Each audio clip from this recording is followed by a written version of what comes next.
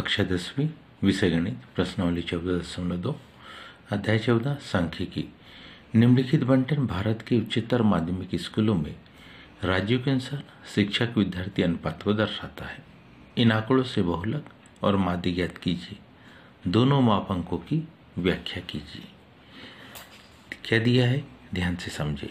हमारे पास दिया है प्रति शिक्षक विद्यार्थियों की संख्या, राज्य संघीय क्षेत्रों की संख्या 15 से 20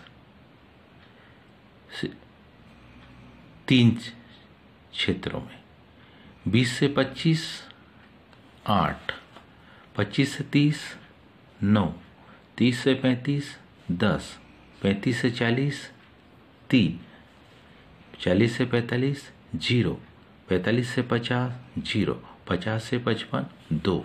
जिसको अभी अपन ने पढ़ा वो पहला कॉलम क्या था, प्रति शिक्षक विद्यार्थियों की संख्या थी।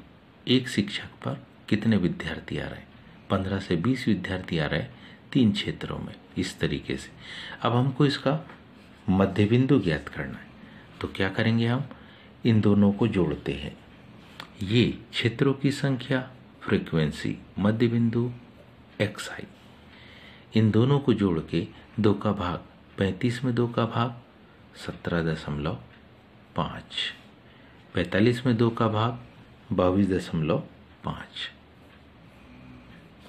इन दोनों का योग 55 में 2 का भाग 27.5, 30-35 योग 65, 2 का भाग 32.5, 35-40 का योग 75, 2 का भाग 37.5, 40-45 का योग 85, 85 में 2 का भाग 42.5, 45-50 का योग 95, 95 में 2 का भाग 47.5, 50-55 105 में 2 का भाग 52.5। इस तरीके से ये हमारे पास कौन सा मध्य बिंदु आ गया, क्या xi। अब हमको xi di निकालना है। इसमें से सेंटर वैल्यू को हम a कह देंगे। तो a मान लो कह दिया हमने किसको, 32.5 को। अब इसको हम क्रमशः घटाएंगे। 17.5 में से अगर हमने 32.5 को घटाया तो मान आएगा कितना, ऋण 15।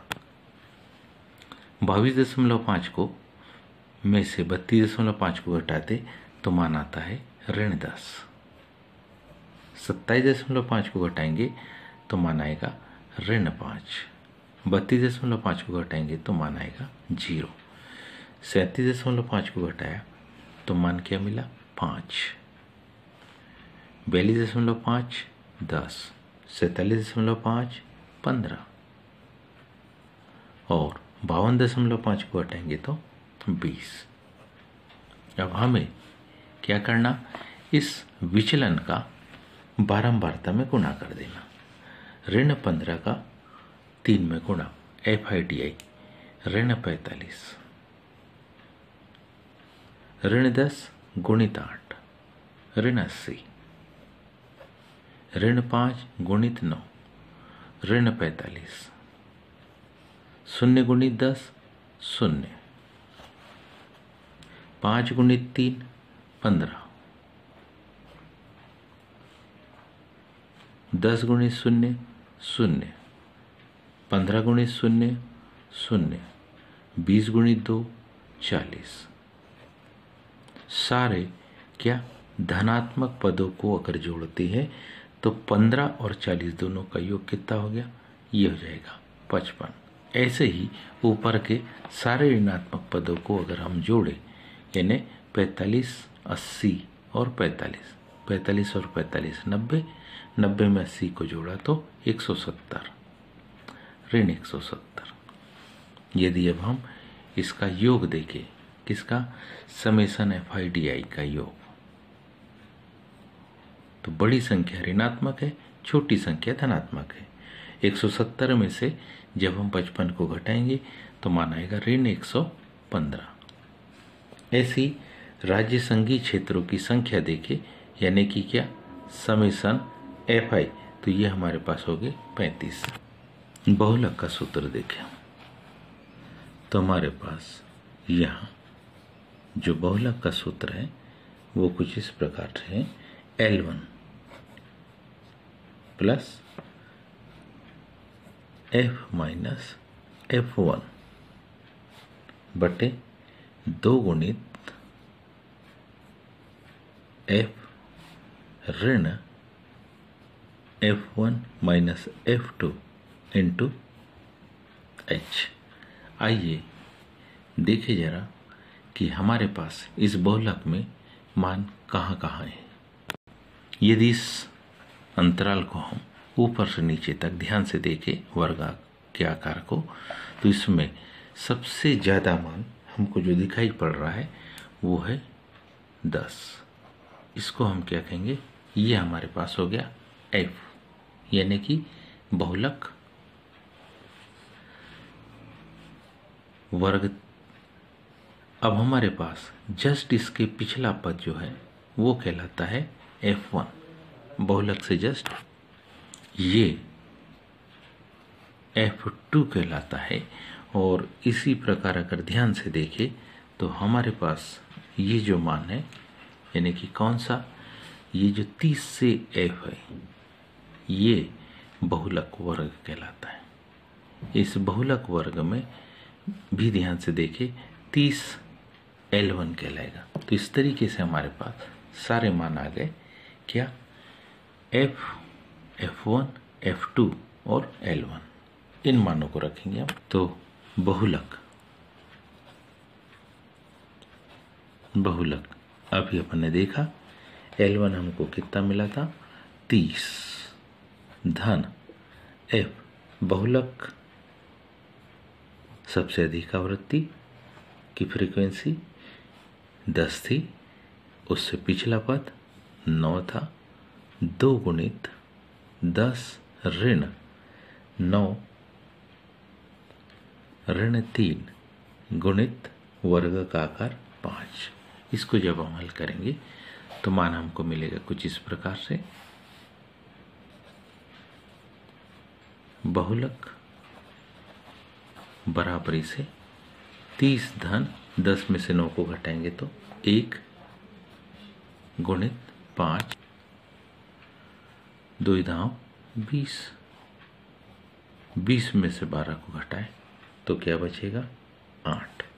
तो अगली स्टेप में हम यहाँ पर लिखेंगे बहुलक बराबरी से 30 धन 5 बटे 8, 5 में 8 का हम क्या करेंगे, भाग। तो बहुलक हमारे पास मिल जाएगा 30 धन 5 में 8 का भाग देंगे 0.8 शंख 48, बचे 2 उतारे 0, 8 दूनी 16, बचे 4 उतारे 0, 8 पंचे 40। तो इस तरीके से हमारे पास बहुलक आ गए इस प्रश्न में कितना, 30.625 माध्य के लिए। क्योंकि माध्य के लिए हमने सारी गणना कर चुके हैं, माध्य के लिए अब ध्यान से देखेंगे तो माध्य के लिए सूत्र हमारे पास है, माध्य बराबरी से माध्य यानी कि 12x बराबरी से E plus summation FI DI बटे समेसन FI। अगर ध्यान दें तो हमारे पास मान है कुछ इस प्रकार से, 12x बराबरी से ए हमको मिला था कितना, 32.5, ए हमको मिला था कितना, 32.5 धन समेसन FI DI, हमने धन और ऋण वाले पदों का अंतर देखा, वो आया था ऋण 115 बटे समेसन FI हमको मिला था कितना, 35, 5 दूनी 10, 5 तिया 15, 5 7 35, 23 में हम 7 का क्या करेंगे, भाग देंगे। तो हमारे पास माध्य बराबरी से आ जाएगा 32.5 ऋण 3.28। तो यानी कि माध्य 12x बराबरी से 32.8 में से इसको घटाएंगे तो मान कितना आ जाएगा 29.2। तो हम लिख सकते हैं अतः बहुलक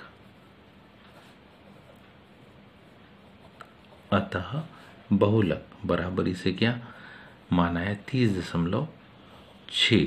2 5 है तो 2 5 को हम छोड़ दे रहे हैं तथा माध्य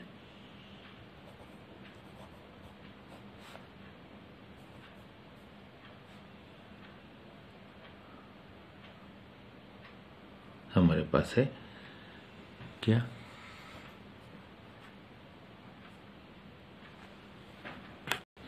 यह आता वैसे 29.22, लेकिन हम माध्य को दशमलव के एक ही अंक तक लिखे तो हम लिख सकते 29.2।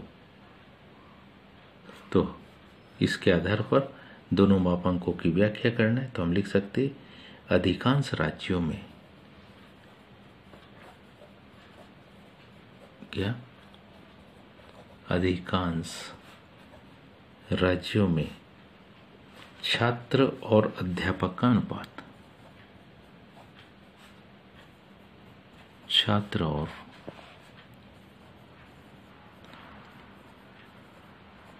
अध्यापक का अनुपात 30.6 है। एक अध्यापक पर 30.6 छात्र और औसतन यह अनुपात